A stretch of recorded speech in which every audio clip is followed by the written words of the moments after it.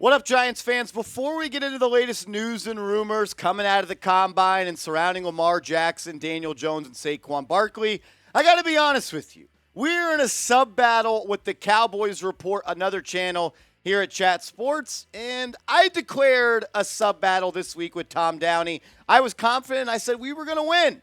Thing is, we're not winning, and I'm upset about that. I'm cool with catching an L every once in a while, but I never want to lose to the Dallas Cowboys. So help me out. If you love the Giants, you hate the Cowboys, you're looking for videos every single day on Big Blue, go down right now and hit that big red sub button.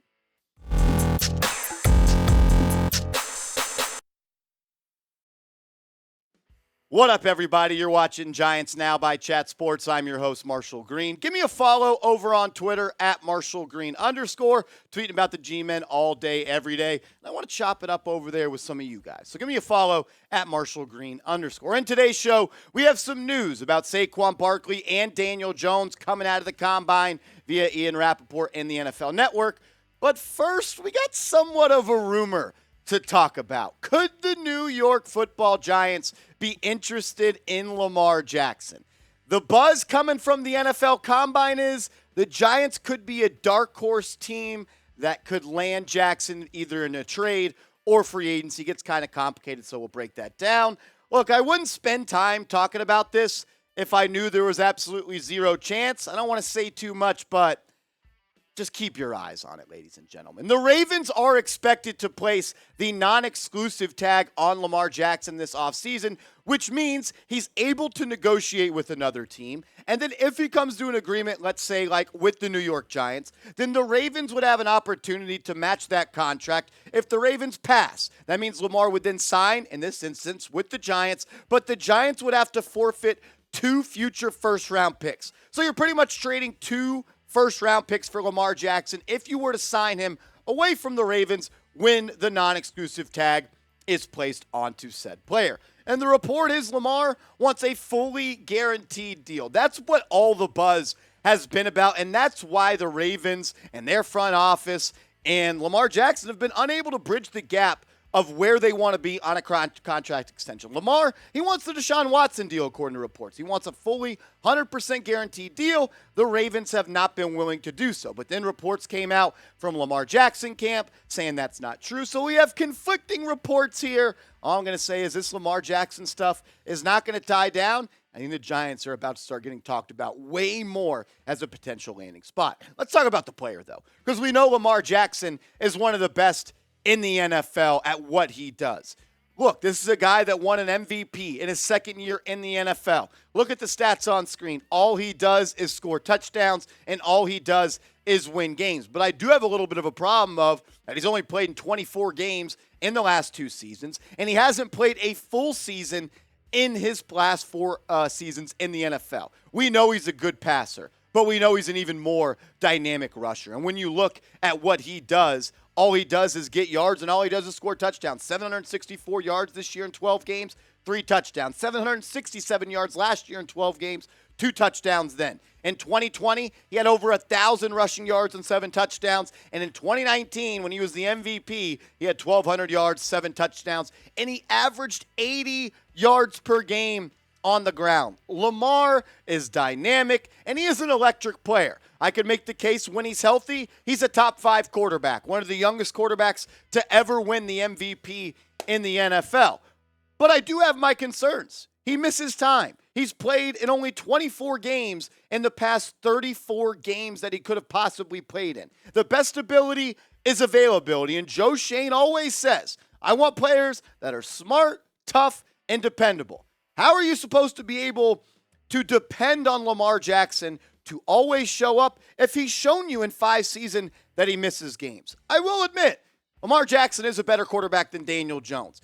If injuries were turned off Madden style, I would make this move, no doubt about it. But that is a fantasy land. That's not what we're living in. So I want to ask this question to all the real ones. Help me out, because I am stuck in a spot where I just don't know how I feel. I know Lamar's great. You're going to have to pay him a lot of money, and you're probably going to have to give up 2 future first-round picks. So answer this one for me down in the comments section. Should the Giants sign Lamar? Type Y for yes, type N for no. Coming up, we do have some big reports coming out from Ian Rapoport at the NFL Combine on Daniel Jones and a contract extension. Maybe the Giants are getting closer on a deal with him.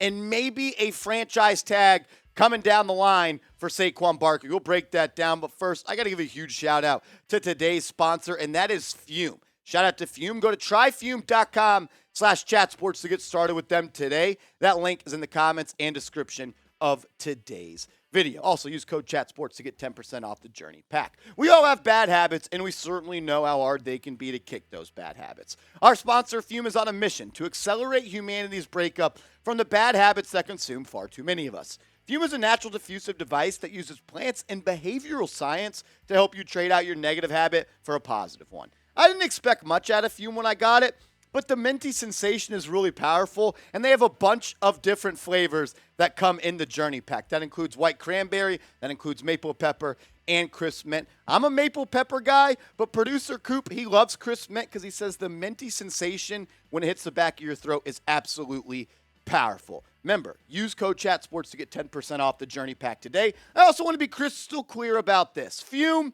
is not a vape. It's a non-electronic device designed to transform your negative habits. The easiest way to stop a bad habit is to switch to a positive one, and Fume is designed perfectly to do just that. Head to tryfume.com/chatsports and use code ChatSports to save 10% off the Journey Pack today. That's tryfum.com/chatsports. The link is at the bottom of the screen. It's also in the comments and description of today's video.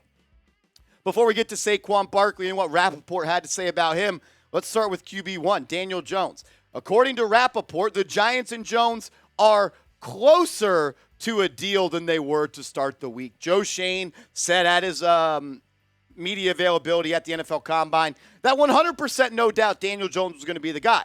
But he said there was a gap that they would have to bridge, and they are working on that right now. Joe Shane said he's met with Jones' representation Monday, Tuesday, and Wednesday at the Combine. It's Thursday today. I believe they're talking shop about a contract as well. This is exactly what Rapoport had to say. He said, the Giants and Daniel Jones' new agents are hard at work focusing on a new deal, and there appears to be a glimmer of hope. And that's good news for Big Blue. And I honestly think a deal gets done pretty soon. With free agency set to kick off midway through next week, the Giants want to get this deal done for a couple of reasons. One, they want to secure having their quarterback not enter free agency, and they don't want to have to place a franchise tag on Saquon Barkley, on Daniel Jones, because you only have one tag, and it sounds like the Giants want to use that tag on Saquon Barkley. They want to get a long-term deal done with Jones. They obviously want to get a long-term deal done with Barkley. That's what Joe Shane said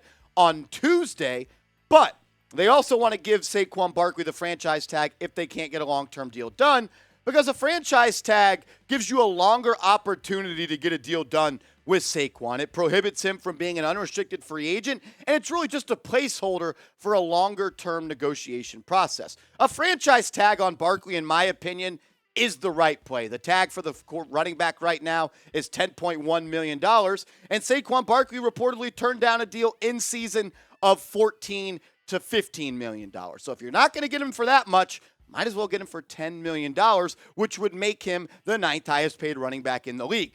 Look, paying a running back a second contract is always risky because I think, well, let's go through these people real quick. Christian McCaffrey. The Carolina Panthers traded him because the juice wasn't worth the squeeze. Alvin Kamara, he might be in prison, and I would tell you this much, Saints fans are regretting paying him that much money. Ezekiel Elliott is about to be cut. Dalvin Cook, he may be on his way out. Derrick Henry's been a good contract, and it's worked out, but that's 1 of 5. Nick Chubb has been good as well, but he's making $12.2 million, not $14.5. I like Aaron Jones as a player, but I think he's a little bit overpaid, and they could have had Jamal Williams and A.J. Dillon for a lot cheaper. Joe Mixon, he's on his way out of Cincinnati as well.